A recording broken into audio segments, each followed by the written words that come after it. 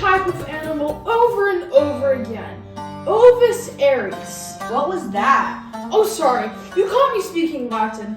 I meant to say sheep, especially rams, which are male sheep over the age of 1, and lambs, that is any sheep under the age of 1. When was the first time we see sheep in the Bible?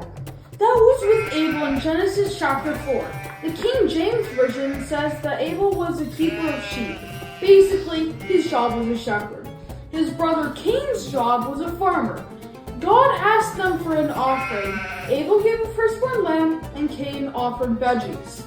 By faith, Abel offered God a better sacrifice than Cain did. Now the stage is set for giving lambs as offerings. This pleased God. Time goes on, and God wipes out the earth, except Noah, his family, and the animals with him. When they finally got out of the ark, Noah built an altar and offered some of the clean animals as a sacrifice to the Lord. Stop! Wait a moment. I didn't hear anything about rams or lambs. Okay, you got me. The Bible only says clean animals. But if we look in Deuteronomy at the list of clean animals, we learn that sheep are on the list. So you're saying one of the clean animals Noah offered is sheep? Okay, you win.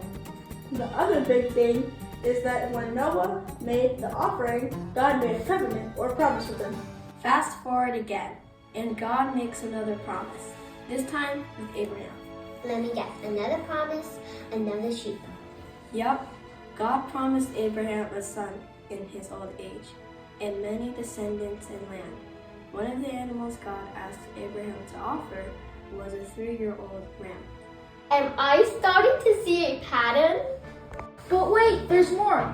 And you can tell me if you're starting to see a pattern. More? Yes, more. Abraham had that promised son, Isaac. And you'll never guess what God had Abraham and Isaac do. Let me guess, find a sheep and sacrifice it. Close, very close, but it's a big curveball. God asked Abraham to make a burnt offering, but no more lambs or rams. God asked Abraham to offer Isaac.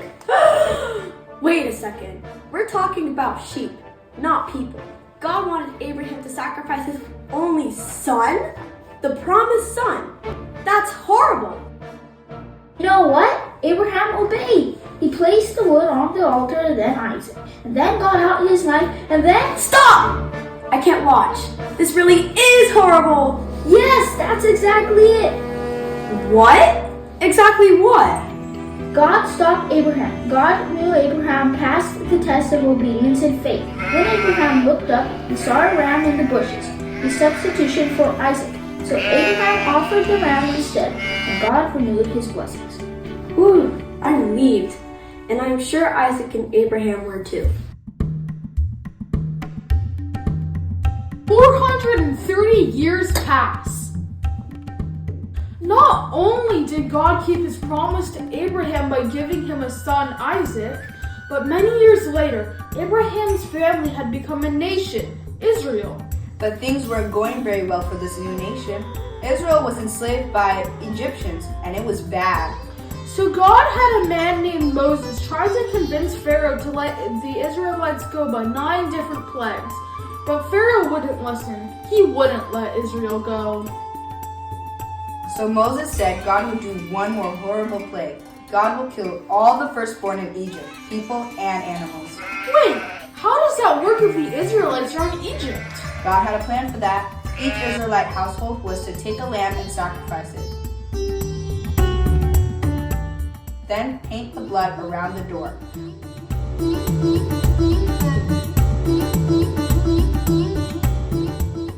That night came, and it was awful. Many Egyptians and their animals died, and many lambs died. But God saw the blood-stained doors and spared the Israelites. Pharaoh got the message and let Israel go. And so they went out of Egypt, across the Red Sea, to the wilderness. It was in the wilderness at Mount Sinai that God gave Israel the law. The law was about many things, and one of the main things it explained were offerings. Sin offerings, guilt offerings, burnt offerings, peace offerings. Let me guess. More rams, more lambs?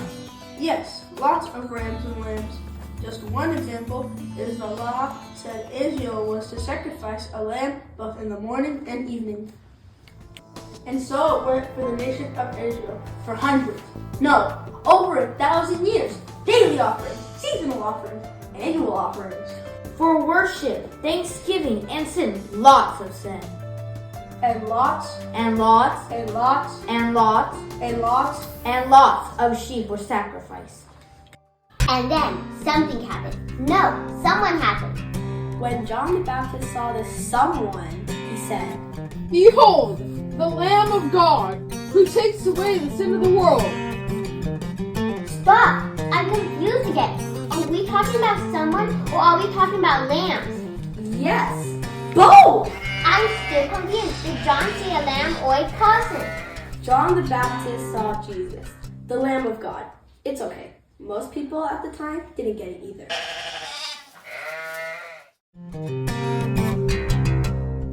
What John recognized is that Jesus is our perfect Passover lamb. Male? Check. Firstborn? Check. Without defect? Check. Then the day had come in which the Passover lamb had to be sacrificed. So if you're saying that if Jesus is our Passover lamb, it was time for Jesus to be sacrificed? Yes, the day had arrived.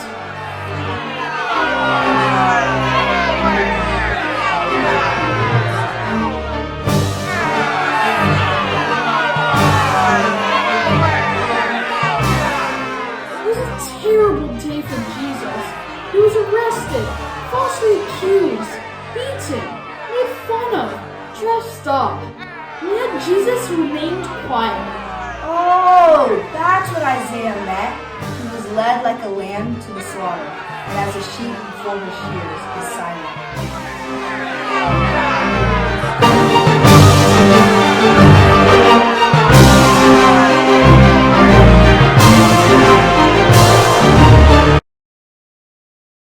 Well, I guess that's the end of the sacrificial lamb. All those sheep, lambs, and rams killed. Jesus killed.